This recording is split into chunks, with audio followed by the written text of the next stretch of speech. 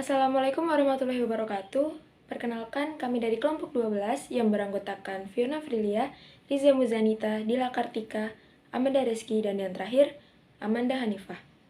Pada kesempatan kali ini, kita akan mempresentasikan materi mengenai sengketa bisnis.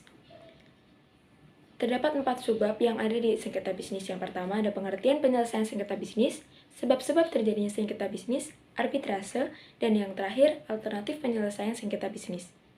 Langsung saja kita mulai pembahasannya.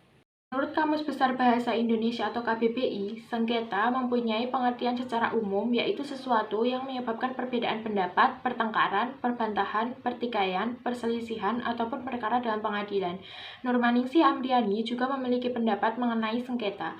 Menurutnya, suatu situasi di mana terdapat suatu pihak yang merasa dirugikan oleh pihak lain dan kemudian pihak tersebut menyampaikan ketidakpuasan ini pada pihak kedua. Perbedaan pendapat inilah awal mula terjadinya sengketa atau hal inilah yang dinamakan dengan sengketa. Sengketa bisnis adalah perbedaan pendapat yang sudah mengakibatkan suatu pelanggaran dan muncul di antara pihak-pihak yang terlibat dalam berbagai macam kegiatan bisnis atau perdagangan. Sengketa bisnis adalah konsekuensi logis dari suatu aktivitas kegiatan bisnis. Maksudnya, dengan terjadinya sengketa bisnis ini dapat menyebabkan kerenggangan hubungan antara satu pihak dengan pihak lainnya. Selain itu, sengketa bisnis juga menyebabkan terganggunya produktivitas kerja atau aktivitas bisnis yang sedang dijalani. Sengketa bisnis yang timbul harus segera diselesaikan agar akibatnya bisa diatasi dengan cepat serta tidak menimbulkan perselisihan antar pihak secara berkepanjangan dan dapat menemukan titik terang serta keadilan untuk pihak yang sudah dirugikan. Kepastian hukum juga pastinya sudah ditunggu oleh pihak terkait. Lalu, bagaimana cara mengatasi sengketa bisnis yang terjadi? Sebelum itu, ada pengertian tersendiri dari penyelesaian sengketa bisnis. Penyelesaian sengketa bisnis adalah suatu penyelesaian perkara yang sudah terjadi dan dilakukan antara salah satu pihak dengan pihak yang lainnya. Tentunya perkara yang berhubungan dengan bisnis dari pihak-pihak yang bersengketa. Biasanya penyelesaian persengketaan dapat dilakukan dengan dua cara, yaitu secara litigasi dan non-litigasi.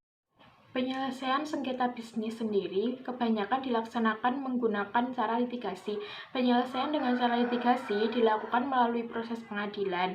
Biasanya penyelesaian ini terjadi karena ada salah satu pihak yang melakukan pengajuan gugatan kepada pengadilan negeri dan diakhiri dengan putusan hakim. Dalam peraturan perundang-undangan sendiri tidak ada yang memberikan definisi mengenai litigasi. Namun kita dapat melihatnya di dalam pasal 6 ayat 1 Undang-Undang Nomor 9 Tahun 1999 tentang arbitrase yang pada intinya mengatakan bahwa sengketa dalam bidang perdata dapat diselesaikan para pihak melalui alternatif penyelesaian sengketa yang dilandasi iktikat baik dengan mengesampingkan penyelesaian secara litigasi di pengadilan negeri. Sehingga dapat disimpulkan bahwa litigasi merupakan proses menyelesaikan perselisihan hukum di pengadilan yang mana setiap pihak bersengketa memiliki hak dan kewajiban yang sama baik untuk mengajukan gugatan maupun membantah gugatan melalui jawaban. Menurut Dr. Frans Hendra Winarta SHMH, dalam bukunya yang berjudul Hukum Penyelesaian Sengketa, mengatakan bahwa litigasi merupakan penyelesaian sengketa secara konvensional dalam dunia bisnis seperti dalam bidang perdagangan, perbankan, proyek pertambangan, minyak dan gas, energi, infrastruktur, dan sebagainya. Proses litigasi menempatkan para pihak saling berlawanan satu sama lain. Penyelesaian sengketa secara litigasi merupakan sarana terakhir setelah upaya-upaya alternatif penyelesaian sengketa yang telah ditempuh tidak membuahkan hasil.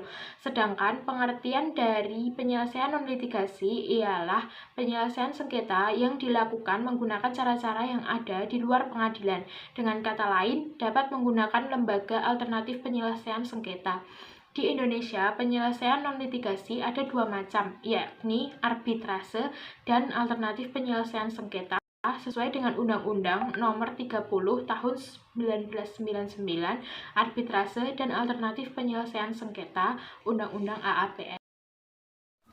Sebab-sebab terjadinya sengketa bisnis terjadi karena adanya penipuan atau ingkar janji oleh pihak-pihak atau salah satu pihak tidak melakukan apa yang dijanjikan atau disepakati untuk dilakukan.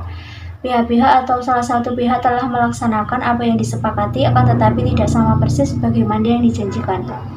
Pihak-pihak atau salah satu pihak melakukan apa yang telah dijanjikan tetapi terlambat dan pihak-pihak atau salah satu pihak melakukan sesuatu yang menurut perjanjian tidak boleh dilakukan, sehingga tindakan tersebut menimbulkan salah satu pihak merasa dirugikan.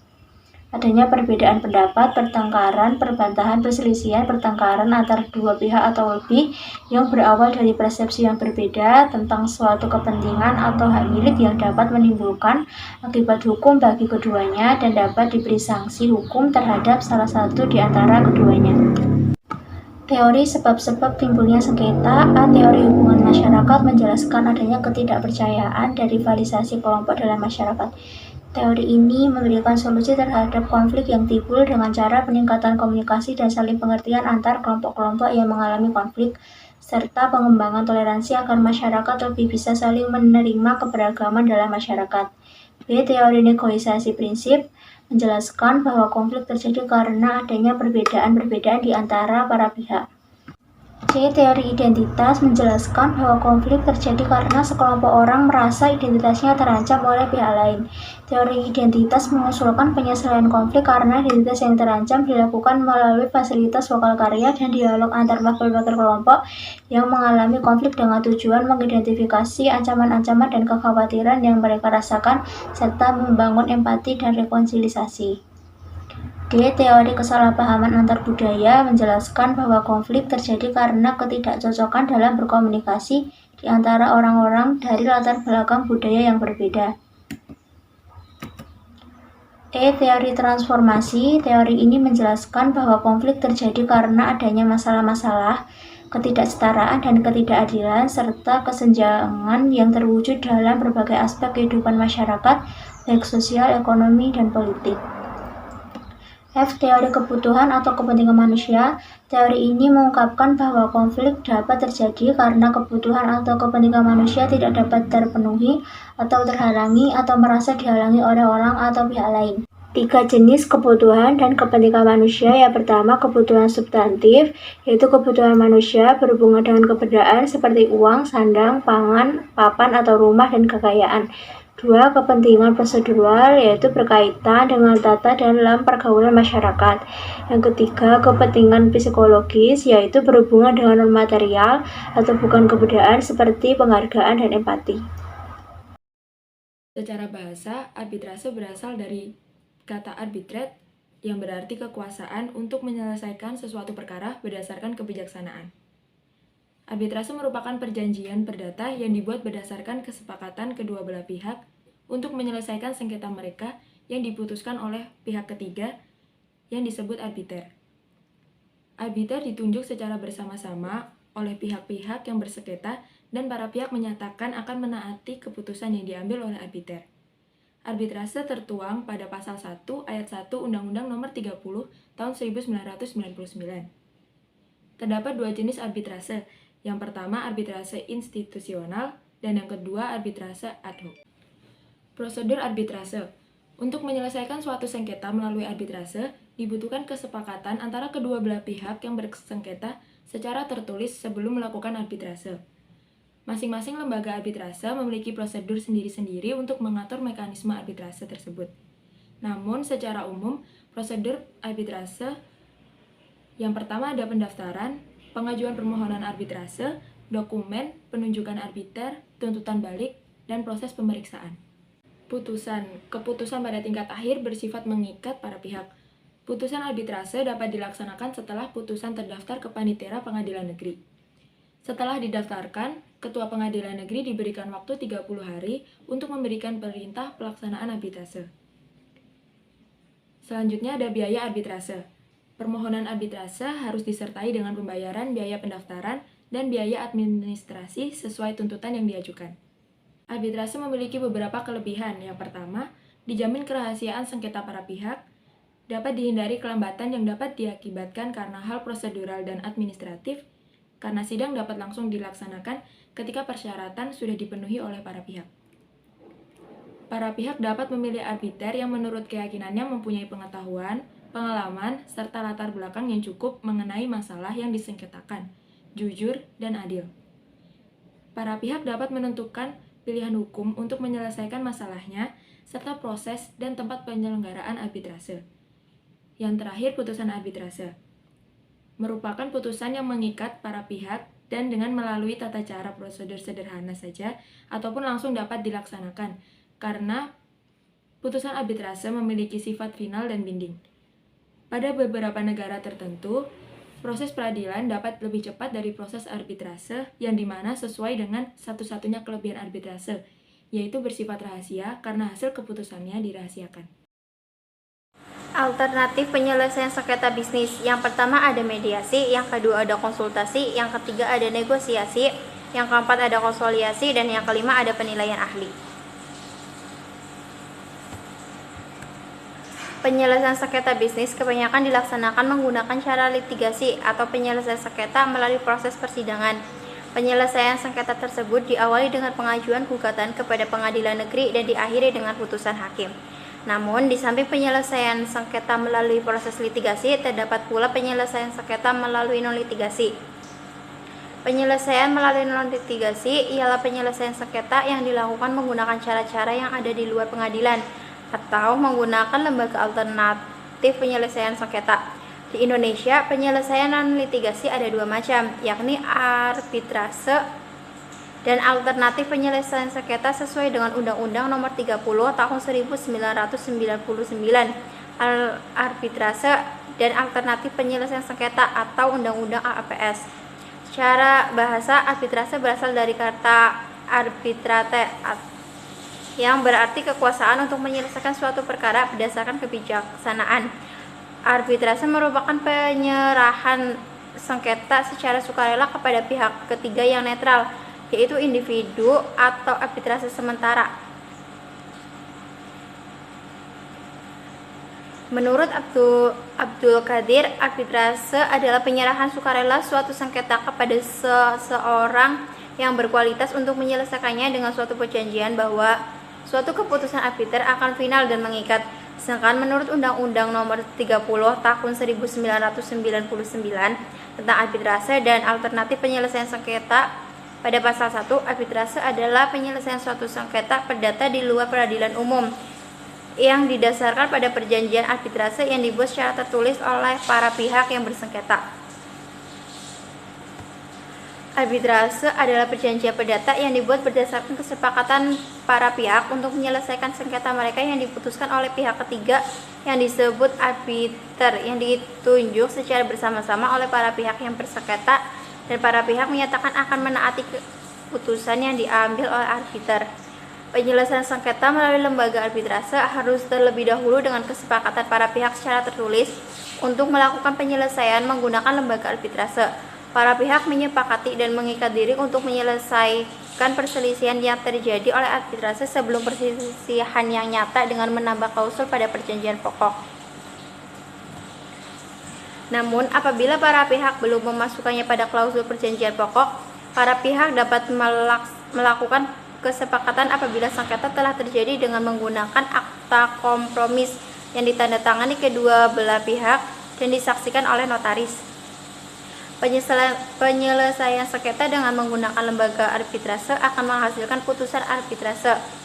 Menurut Undang-Undang Nomor 30 Tahun 1999, arbiter atau majelis arbitrase untuk segera menjatuhkan putusan arbitrase selambat-lambatnya 30 hari terhitung sejak penyelesaian pemeriksaan sengketa oleh arbiter.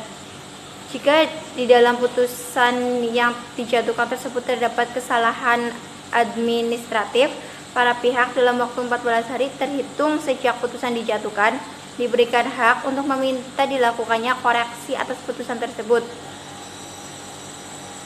Putusan arbitrase merupakan putusan pada tingkat akhir atau final dan langsung mengikat para pihak. Putusan arbitrase dapat dilaksanakan setelah putusan tersebut didaftarkan arbiter atau kuasanya ke panitera pengadilan negeri. Setelah didaftarkan, Ketua Pengadilan Negeri diberikan waktu 30 hari untuk memberikan perintah pelaksanaan keputusan arbitrase. Selain melalui proses arbitrase, penyelesaian sengketa non-litigasi dapat juga dilakukan dengan cara alternatif penyelesaian sengketa atau alternatif dispute resolution. Penyelesaian sengketa non-litigasi dapat juga dilakukan dengan cara alternatif penyelesaian sengketa atau Alternative Dispute Resolution atau ADR.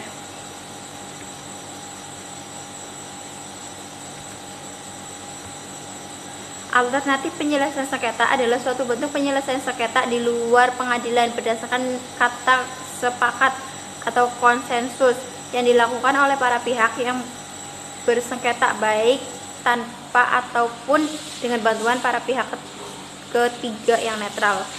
Menurut Undang-Undang Nomor 30 Tahun 1999 tentang arbitrase dan alternatif penyelesaian sengketa pada pasal 1 angka 10, alternatif penyelesaian sengketa adalah lembaga penyelesaian sengketa atau beda pendapat melalui prosedur yang disepakati para pihak, yakni penyelesaian di luar pengadilan dengan cara konsultasi, negosiasi, mediasi, konsiliasi, dan penilaian ahli. Penyelesaian sengketa melalui ADR mempunyai keunggulan-keunggulan dibanding dengan penyelesaian sengketa melalui litigasi. Di antaranya ialah adanya sifat sukarela dalam proses sehingga tidak ada unsur pemaksaan, prosedur yang cepat, keputusan bersifat non-judisial, prosedur rahasia, fleksibilitas dalam menentukan syarat-syarat penyelesaian masalah, hemat waktu dan hemat biaya, tingginya kemungkinan untuk melaksanakan kesepakatan dan pemeliharaan hubungan kerja. Lembaga alternatif penyelesaian sengketa dibagi menjadi beberapa jenis, di antaranya ialah sebagai berikut. Jenis lembaga alternatif penyelesaian sengketa. Ada 5 jenis, yaitu yang pertama konsultasi, yang kedua negosiasi, yang ketiga mediasi, yang keempat konsiliasi, dan yang kelima penilaian ahli. Yang pertama konsultasi. Konsultasi merupakan suatu tindakan yang bersifat personal antara suatu pihak tertentu, yang disebut dengan klien dengan pihak lain yang merupakan pihak konsultan, yang memberikan pendapatnya kepada klien tersebut untuk memenuhi keperluan dan kebutuhan lainnya. Peran dari konsultan dalam penyelesaian sengketa tidaklah dominan. Konsultan hanya memberikan pendapat atau hukum sebagaimana yang diminta oleh kliennya. Yang untuk selanjutnya keputusan mengenai penyelesaian sengketa tersebut akan diambil sendiri oleh para pihak, meskipun ada kalanya pihak konsultan diberi kesempatan untuk merumuskan bentuk-bentuk penyelesaian sengketa yang dikehendaki oleh para pihak yang bersengketa tersebut. Dengan adanya perkembangan zaman, konsultasi dapat dilakukan dengan cara langsung maupun dengan menggunakan teknologi komunikasi yang telah ada. Konsultasi dapat dilakukan dengan cara klien mengajukan sejumlah pertanyaan kepada konsultan dan hasil konsultasi berupa saran yang tidak mengikat secara hukum, artinya saran tersebut dapat digunakan atau tidak oleh klien, tergantung kepentingan masing-masing dari para pihak. Negosiasi. Negosiasi adalah sarana bagi para pihak yang bersengketa untuk mendiskusikan penyelesaiannya tanpa keterlibatan pihak ketiga. Menurut KBBI, negosiasi diartikan sebagai penyelesaian sengketa secara damai melalui perundingan antara pihak-pihak yang bersangkutan. Melalui negosiasi, para pihak yang bersengketa dapat melakukan suatu proses penjajakan kembali akan hak dan kewajiban para pihak yang bersengketa dengan suatu situasi yang sama-sama menguntungkan, dengan melepaskan atau memberikan kelonggaran atas hak-hak tertentu berdasarkan pada asas timbal balik. Kesepakatan yang telah dicapai kemudian dituangkan secara tertulis untuk ditandatangani dan dilaksanakan oleh para pihak. Namun, proses negosiasi dalam menyelesaikan sengketa terdapat beberapa kelemahan. Yang pertama, ketika kedudukan para pihak yang tidak seimbang. Pihak yang kuat akan menekan pihak yang lemah. Yang kedua, proses berlangsungnya negosiasi acap kali lambat dan bisa memakan waktu. Yang ketiga, ketika suatu pihak terlalu keras dengan pendiriannya. Yang ketiga yaitu mediasi. Mediasi adalah intervensi terhadap suatu sengketa oleh pihak ketiga atau mediator yang dapat diterima, tidak berpihak dan netral serta membantu para pihak yang berselisih mencapai kesepakatan secara sukarela terhadap permasalahan yang disengketakan. Menurut Rahmadi Usman, mediasi adalah cara penyelesaian sengketa di luar pengadilan melalui perundingan yang melibatkan pihak ketiga atau mediator, yang bersikap netral dan tidak berpihak kepada pihak-pihak yang bersengketa serta diterima kehadirannya oleh pihak-pihak yang bersengketa. Mediator bertindak sebagai fasilitator. Hal ini menunjukkan bahwa tugas mediator hanya membantu para pihak yang bersengketa dalam penyelesaiannya dan tidak mempunyai kewenangan untuk mengambil keputusan. Mediator berkedudukan membantu para pihak agar dapat mencapai kesepakatan yang hanya dapat diputuskan oleh para pihak yang bersengketa. Mediator tidak memiliki kewenangan untuk memaksa, tetapi berkewajiban untuk mempertemukan para pihak yang bersengketa. Mediator harus mampu menciptakan kondisi yang kondusif yang dapat menjamin terciptanya kompromi di antara pihak-pihak yang bersengketa untuk memperoleh hasil yang saling menguntungkan. Yang keempat, konsiliasi. Penyelesaian melalui konsiliasi dilakukan melalui seorang atau beberapa orang atau badan. Komisi konsiliasi. Sebagai penengah yang disebut konsiliator dengan mempertemukan atau memberi fasilitas kepada pihak-pihak yang berselisih untuk menyelesaikan perselisihannya secara damai. Konsiliator ikut serta secara aktif memberikan solusi terhadap masalah yang diperselisihkan. Yang kelima yaitu penilaian ahli. Penilaian ahli merupakan bentuk pendapat ahli yang dapat dipahami dan diterima oleh para pihak yang bersengketa. Dalam hukum acara dikenal sebagai saksi ahli, yaitu suatu kesaksian berdasarkan keahlian dari seorang atau lebih untuk menemukan solusi pada pokok persengketaan. Penelitian ahli juga dinamakan sebagai keterangan ahli, yang dalam Undang-Undang Nomor 8 Tahun 1981 tentang Kitab Hukum Acara Pidana atau KUHAP dirumuskan bahwa keterangan ahli adalah keterangan yang diberikan oleh seorang yang memiliki keahlian khusus tentang hal yang diperlukan untuk membuat terang suatu perkara pidana guna kepentingan pemeriksaan. Pasal 1 angka 28. Penilaian ahli sebagai bagian dari cara atau proses penyelesaian sengketa berbeda secara prinsip dengan keterangan ahli, oleh karena keterangan ahli diberikan atau disampaikan pada suatu sidang pengadilan, sedangkan penilaian ahli dikemukakan oleh atau disampaikan di luar forum pengadilan. Bentuk penyelesaian sengketa baik melalui pengadilan maupun di luar pengadilan tersebut di atas kelompokkan sebagai penyelesaian sengketa secara hukum. Terlepas dari penyelesaian sengketa melalui pengadilan, maka penyelesaian sengketa di luar pengadilan baik melalui arbitrase, konsultasi, negosiasi, mediasi, konsiliasi, atau penilaian ahli merupakan upaya yang ditempuh berdasarkan perdamaian. Bukan menggunakan kekerasan, dan perdamaian ditempuh secara musyawarah untuk mencapai mufakat. Objek persengketaan yang menjadi ruang lingkup penyelesaian sengketa melalui arbitrase dan alternatif penyelesaian sengketa hanya terbatas pada objek keperdataan, sebagai dalam perjanjian atau akad kredit.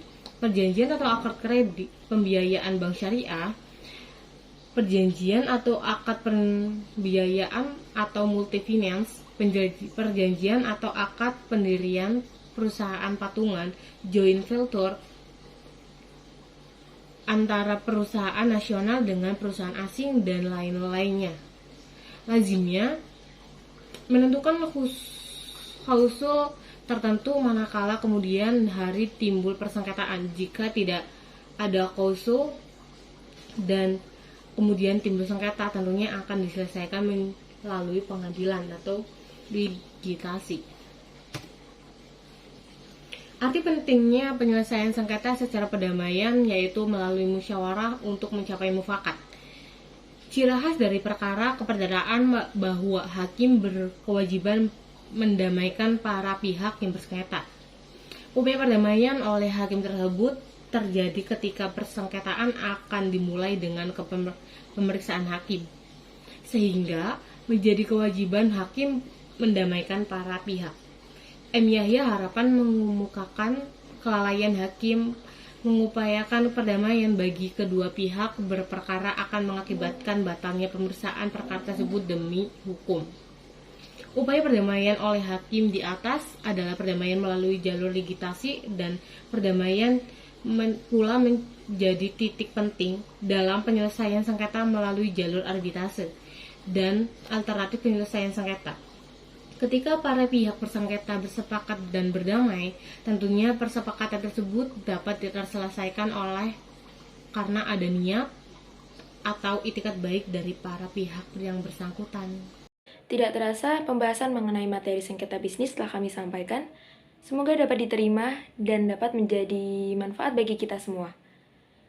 Sekian dari kelompok 12, banyak kekurangan kami mohon maaf. Wabillahi taufiq wal hidayah. Wassalamualaikum warahmatullahi wabarakatuh.